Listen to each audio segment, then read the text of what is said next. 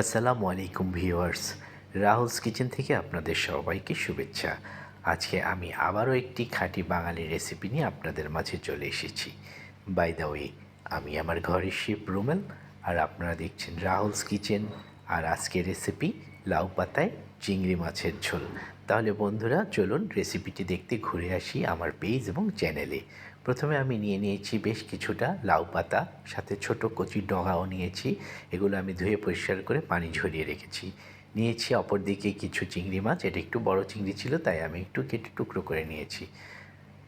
প্রথমে আমি একটা কড়াইতে সামান্য তেল দিয়ে কড়াইটাকে গরম করে নিয়ে সেখানে দিয়ে দিব কিছুটা পেঁয়াজ কুচি।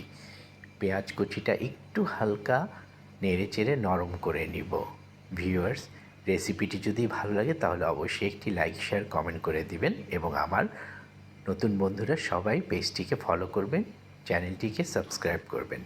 পেঁয়াজটা নরম হয়ে আসলে আমি দিয়ে দিলাম সামান্য আদা বাটা এবং রসুন বাটা।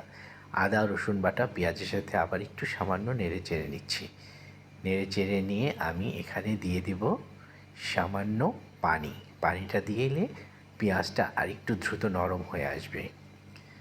বাস এই পর্যায়ে আমি দিয়ে দিব চিংড়ি মাছগুলো।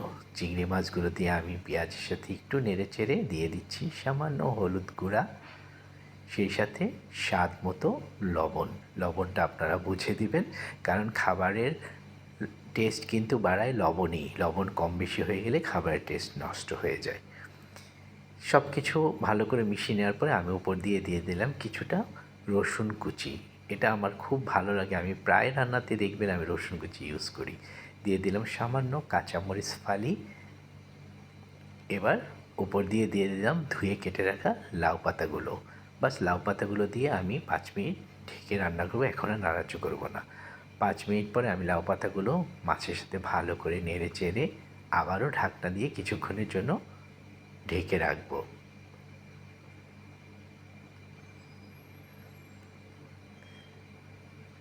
আমি ঢাকনাটা তুলে আপনাদেরকে দেখাচ্ছি লাউ পাতা থেকে সামান্য পানি কিন্তু ছাড়তে শুরু করেছে। আমি কিন্তু এখানে আর কোনো এক্সট্রা পানি দিব না।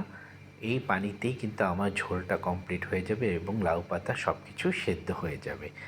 আমি আবারও আপনাদেরকে দেখিয়ে দিচ্ছি কতটা পানি ছেড়েছে। আমি এখন আর কোনো ঢাকনা দিব না। আমার কিন্তু রান্নাটা অলমোস্ট কমপ্লিট। ভিউয়ার্স, আপনারা দেখছিলেন রাহুলস কিচেন।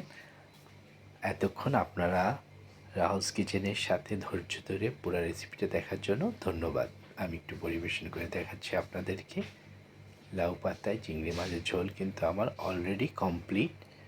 তাহলে ভিউয়ার্স, রেসিপিটি যদি ভালো লাগে আবারও একটি লাইক, শেয়ার, কমেন্ট চাচ্ছি আপনাদের কাছে। আপনারা সবাই ভালো থাকবেন, সুস্থ থাকবেন, আমার পাশে থাকবেন, চ্যানেলের পাশে থাকবেন, পেজের পাশে থাকবেন। আল্লাহ হাফিজ।